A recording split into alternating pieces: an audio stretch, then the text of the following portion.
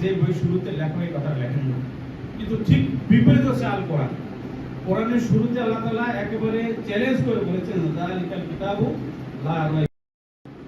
পঞ্চম ভাগ হচ্ছে আমার সমাজকে, আমার রাষ্ট্রকে এই কোরআনের বিধান, একটা হচ্ছে বইয়ের মাধ্যমে জ্ঞান, একটা হচ্ছে অভিজ্ঞতার মাধ্যমে জ্ঞান, একটা হচ্ছে আকলের মাধ্যমে জ্ঞান, আর একটা হচ্ছে গভীর মাধ্যমে জ্ঞান।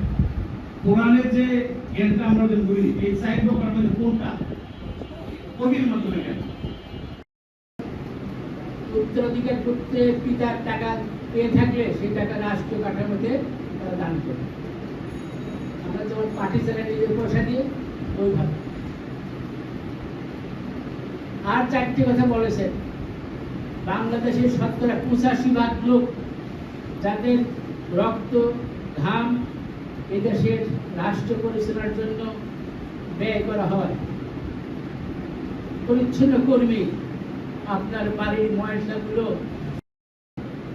কি বলছে, বাচ্চারা ক্ষুধার তারা কাঁদছে, এদেরকে বলতেছি তোমাদের জন্য খাবার তৈরি হচ্ছে, তারা ঘুমিয়ে যাবে, তখন আমি চুলা বন্ধ করে দেবো।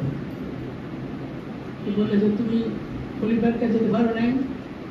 মহিলা জবাব দিলেন, খলিফার কাছে আমি যাবো কেন, খলিফা আমার কাছে আসবে। এটা ঠিক কিনা? রাষ্ট্রের দায়িত্বশীল নাগরিকের খোঁজ নিতে হবে। চলে গেলেন। যারা বাংলাদেশের মানুষের মুখে দুমুঠো খাবার তুলে দেওয়ার জন্য মাঠে ময়দানে যে কৃষক ভাই কাজ করে, তার অধিকার নিশ্চিত করতে হবে।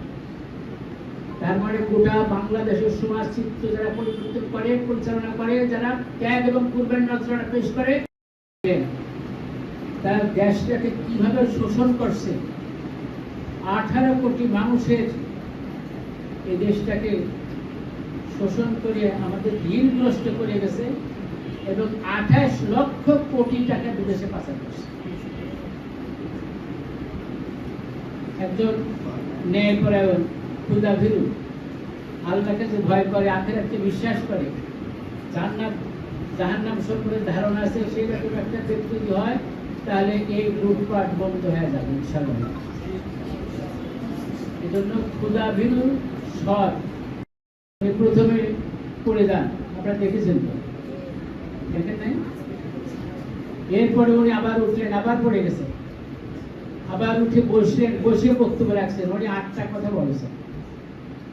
বাংলাদেশে আল্লাহ যদি আমাদেরকে তার ইচ্ছায়, মানুষের ভালোবাসায় যদি আমাদের রাষ্ট্র পরিচালনার দায়িত্ব অর্পণ করে, তাহলে পরে আমরা কোনো দুর্নীতি করব না। আমরা আমাদের ছাত্র ছাত্রীদেরকে আল্লাহ আপনার কবুল আর মঞ্জুর করে নেন।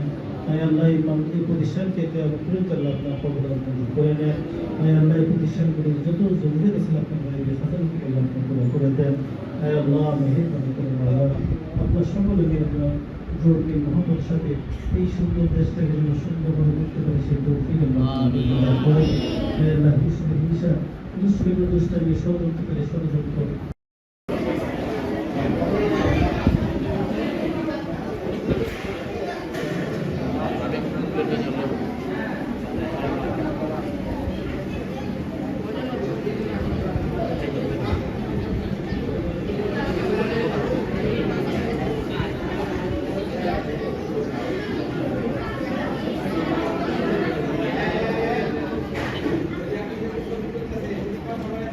বাংলাদেশ